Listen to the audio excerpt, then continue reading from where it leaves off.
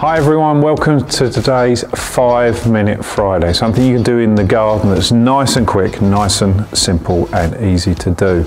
And this one's a bit different and it's going to be a little bit of a series. We're going to come back to this.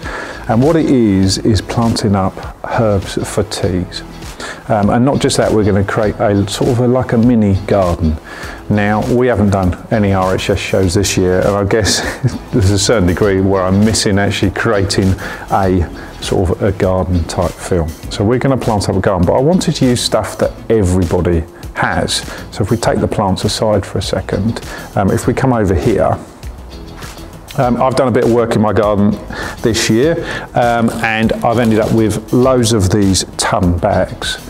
I had a load of bark come in this, and we're going to use one of these. You can pick them up at builders merchants, you can get them all sorts of places.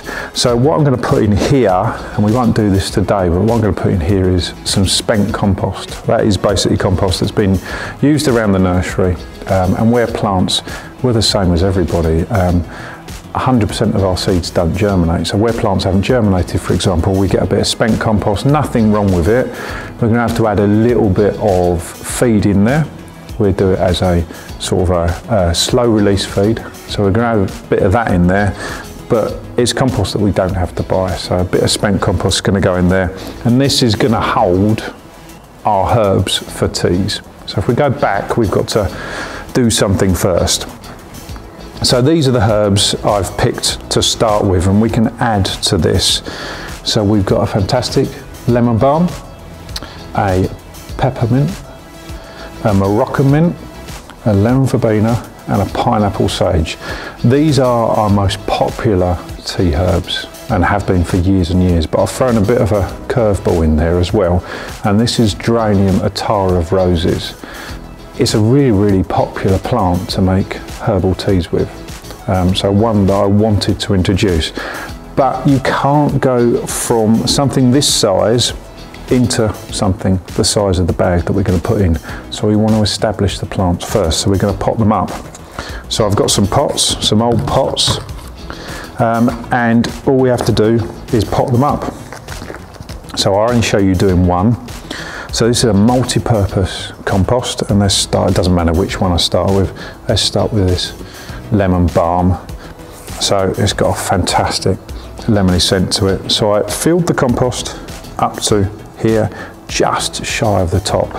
And I always tap it down, and you find when you tap it down, it sinks slightly. So if you were to leave it like it was, when you water it, it will sink even more. So let's top that up a little bit. So we're just looking at just shy from the top. And then all we want to do is poke a hole in there and push the plant in. Don't ram it down, just gently push it in, just like that.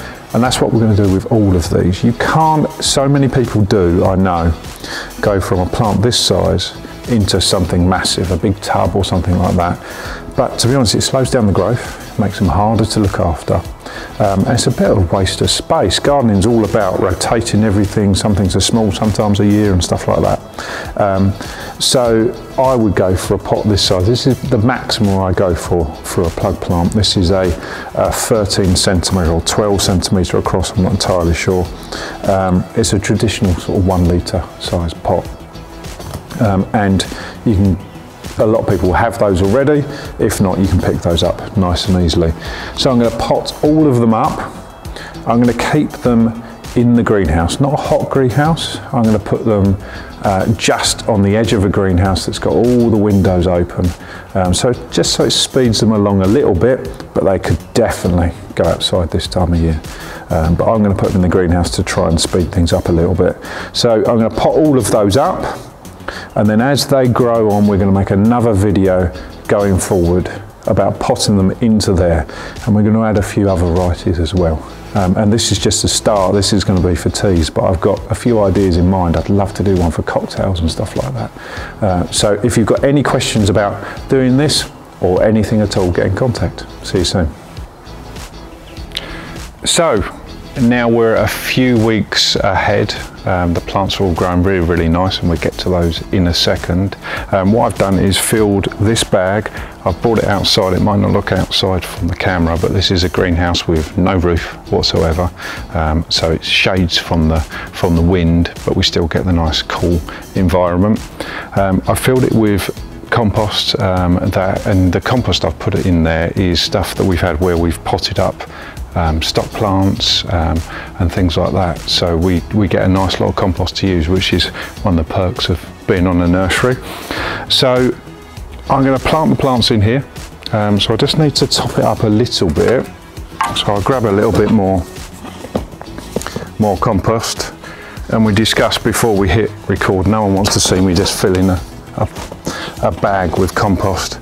So effectively, I just make sure it's a nice, even layer. Doesn't have to be too even, but nice and even.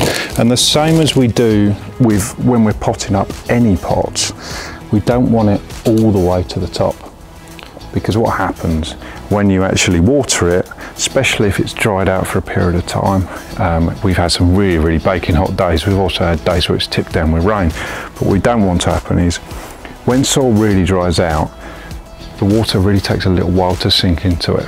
So what would happen if you filled it all the way to the top is when you go to water and it's dried out a little bit, it just doesn't sink in. You don't get all the benefits, and you don't get all the water that you want to go into here.